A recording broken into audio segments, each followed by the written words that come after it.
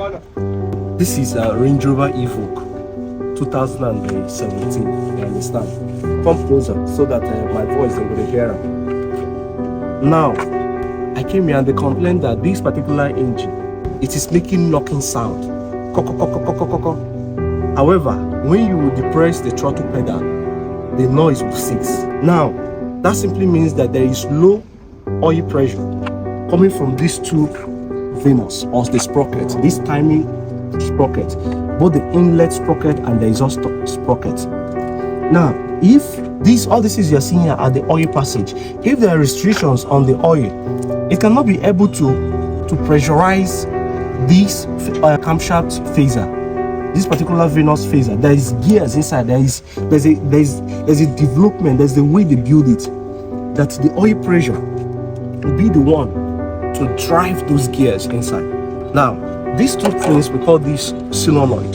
The work of this is to actually supply the oil, to pressurize the oil, to supply the oil to these two, both the inlet and exhaust sprocket, timing sprocket or venous.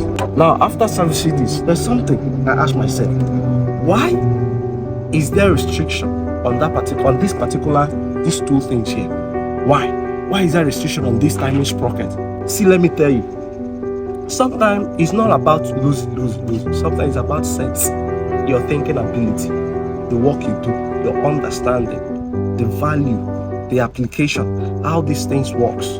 This is actually the cap, both the inlet and exhaust cap. However, there is something inside here. Come on, let me show you. There is a filter inside here. This thing you see, this is an oil gallery. There's an oil gallery inside this particular cap you're seeing. It's not an ordinary cap. This is very, very important part. Now, this is the filter.